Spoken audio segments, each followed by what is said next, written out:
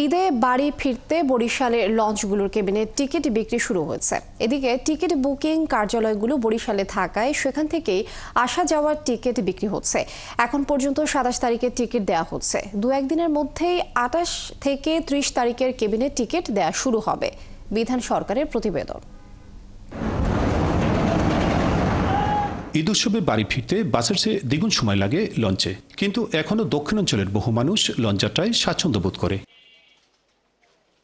যে কারণে লঞ্চের কেবিনের টিকিট পেতে আগাম নাম লিখিয়ে পছন্দের মতো দিনের টিকিট কিনতে হয়। ২৭ তারিখ থেকে ঈদ করার জন্য বরিশালে আসবে, সেই জন্য আমি টিকিট কিনেছি। ওয়েটিং আছে, নাম লেখাইছি, তা খাতা আসে নাই, বিকালে আসবে। আমরা ছোটবেলা থেকে অভ্যস্ত হয়ে গেছি এই যে একটু আরাম করে আসার জন্য, এই জন্যই লঞ্চে আসা। আমরা আসছি অফিসে আর টিকিট পেয়ে গেছি।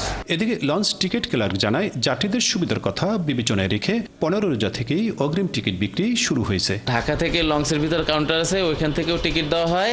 আর মূলত হয়েছে বরিশাল আমাদের বুকিং অফিস, এইখান থেকে ঢাকা এবং বরিশাল উভয় প্রান্ত থেকেই টিকিট দেওয়া হয়। আমাদের এই ডিমান্ডটা আমরা লিখে রাখছি ২৫ তারিখ থেকে ৩১ তারিখ পর্যন্ত। তবে হঠাৎ করে ১৭ তারিখ ঢাকায় অভ্যন্তরীণ নৌযান পরিচালনা কমিটির সভায় কেবিনের ভাড়া বৃদ্ধি ও লঞ্চ চলাচলে রোটেশন করে দেয় বিপাকে পড়েছে লঞ্চ মালিকরা। কালকের ডিসিশনটা হতে আমি একটু এমব্রেসিং ফিল করতেছি, কারণ আপনি যদি ২৮ তারিখের ২৯ তারিখের কেবিন করে থাকেন, আবার যদি ট্রিপ না থাকে ঈদের পূর্বে, আপনি বোঝেন এটা এখন আপনাকে কোন লঞ্চে দেবো, কীভাবে এটা একটু জিনিসটা একটু অসুবিধার হয়ে গেছে।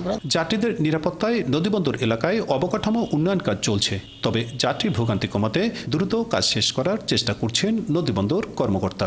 আমাদের এখানে যারা কাজ করছেন, ওয়ার্ল্ড ব্যাংকের একটা প্রজেক্টের আন্ডারে কাজ হচ্ছে। আমি ওয়ার্ল্ড ব্যাংকের সাইড ইঞ্জিনিয়ারকে আজকে ডেকেছি, তাকে আমি সর্বনিম্ন সময় যাতে আমার এই জায়গাটা একটু যাত্রী বান্ধব করে দেয় সে ব্যাপারে আমার চেষ্টা থাকবে। এবার ২৫ মার্চ থেকে ১৪ মে পর্যন্ত বিশেষ সেবায় ২০টি লঞ্চ চলাচল করবে। বিধান সরকার, ৭১, বরিশাল। ঈদে বাড়ি ফিরতে বরিশালের লঞ্চগুলোর কেবিনে টিকিট বিক্রি শুরু হয়েছে। আজ থেকেই ২৭ তারিখে টিকিট দেওয়া হচ্ছে। এই মুহূর্তে আমাদের সাথে বিধান সরকার যুক্ত হচ্ছেন। বিধান, সব যাত্রী কি ঠিকমতো লঞ্চ কেবিনের টিকিট পাচ্ছেন কিনা এবং কোনো অভিযোগ রয়েছে কিনা, এবং আরেকটি বিষয় জানাবেন, কতগুলো লঞ্চ চলবে?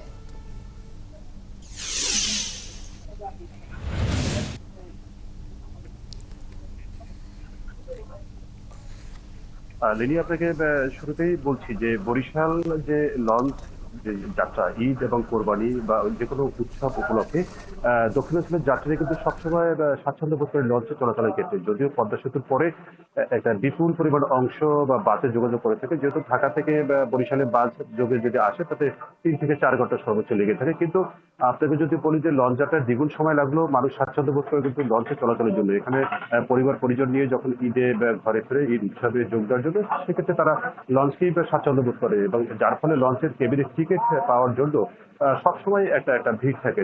তো স্বাভাবিক সময়ে যেহেতু বরিশাল নদীবন্দর থেকে ঢাকাতে এখানে ২টি লঞ্চ চলাচল করে মাত্র রোটেশন পদ্ধতিতে, বা ঈদ উপলক্ষে এখানে কিন্তু সেই লঞ্চের সংখ্যা বেড়ে যায়। তো সেক্ষেত্রে লঞ্চের টিকিটের কেবিন, যেহেতু একটা নির্দিষ্ট সংখ্যক কেবিন রয়েছে, সেই কেবিনের টিকিট পাওয়ার জন্য বা আগে থেকেই তারা অগ্রিম বুকিং দিয়ে থাকে, কখনো বা আপনার নাম লিখিয়ে থাকে এবং সেই অনুযায়ী তারা লঞ্চের টিকিট পেয়ে থাকে। তো এখানে আমরা যেটা দেখেছি ২৭ তারিখ পর্যন্ত তারা লঞ্চের কেবিনের টিকিটটা দিয়েছেন এবং ২৮ তারিখ থেকে বা ৩০ তারিখ পর্যন্ত যে লঞ্চের কেবিনের টিকিট সেগুলো দেওয়া হবে আরো একদিন পরে। এবং লঞ্চ মালিকদের সাথে আমরা যে কথাটা বলছি, তারা বলছেন যে এখানে যে এই যে ঢাকা বরিশাল নৌরুটে লঞ্চ চলাচল যে সংরক্ষণ বিষয়ে যে একটি কমিটি ঢাকাতে তারা একটা মিটিং করেছিলেন গেল ১৭ তারিখে, এবং সেখানে তারা একটা সিদ্ধান্ত নিয়েছেন যে লঞ্চের বিশেষ করে যে ডাবল কেবিনের ভাড়া তারা কিন্তু বাড়িয়ে দিয়েছে ২০০ টাকা, যেহেতু সিঙ্গেল কেবিন ছিল আপনার ১২০০ টাকা এবং ডাবল কেবিন ছিল আপনার ২২০০ টাকা, সেখান থেকে তারা ২০০ টাকা ২৪০০ টাকা বাড়তি, ২০০ টাকা বাড়তি করেছেন সেই নৌযান পরিচালনা সংরক্ষণ কমিটি। তো সেক্ষেত্রে তারা বা মালিকরা বলছেন যারা যে আগে টিকিট বিক্রি করেছে, বিশেষ করে যে আগের দামে যারা ২২০০ টাকাই ডাবল কেবিন রেখেছে, সেক্ষেত্রে ২০০ টাকা ডাবল কেবিনের ক্ষেত্রে তারা বৃদ্ধি করেছে এই কমিটি, এবং যার ফলে তারা একটা বিপাকেই পড়ছে। এখন যারা আগাম টিকিট দিয়েছে, মনে করেন যে অনেক লঞ্চ, আমরা কথা শুনেছি ৩-৪ লঞ্চের সাথে কথা বলছি, তারা বলছেন যে আমরা কিন্তু শুরুতেই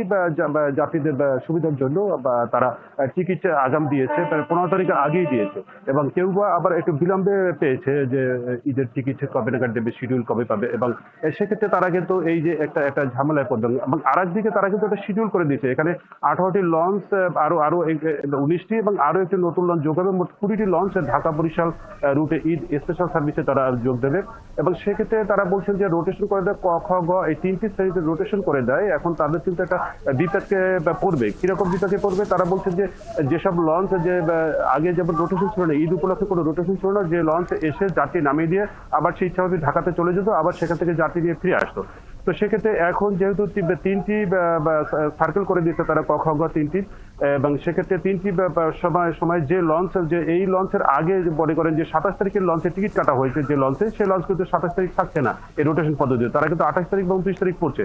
তো সেক্ষেত্রে এই যে যারা টিকিট কিনেছে এই লঞ্চ থেকে, বিশেষ করে একটি লঞ্চ থেকে যদি নির্দিষ্ট একটি লঞ্চের কথা বলি, সেখান থেকে যদি টিকিট কিনে থাকে, সেই লঞ্চ যদি 27 তারিখ না থাকে, তাহলে সেই লঞ্চের যাত্রীরা কোথায় যাবে?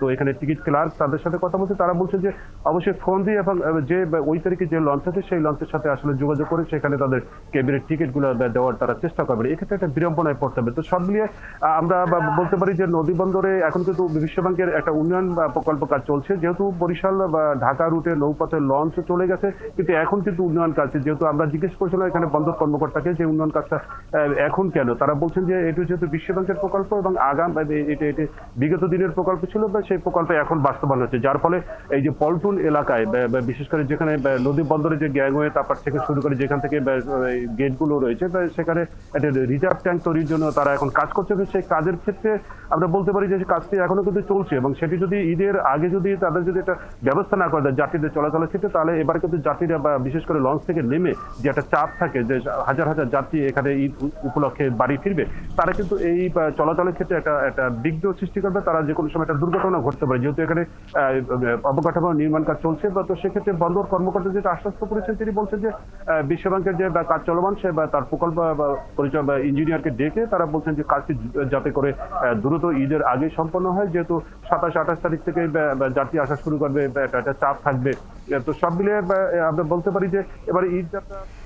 বিধান সরকার, অসংখ্য ধন্যবাদ যুক্ত হবার জন্য। দর্শক, আমরা জানছিলাম লঞ্চ কেবিনের টিকিট বিক্রির বিষয়ে বিস্তারিত খবরাখবর সহকর্মী বিধান সরকারের কাছ থেকে।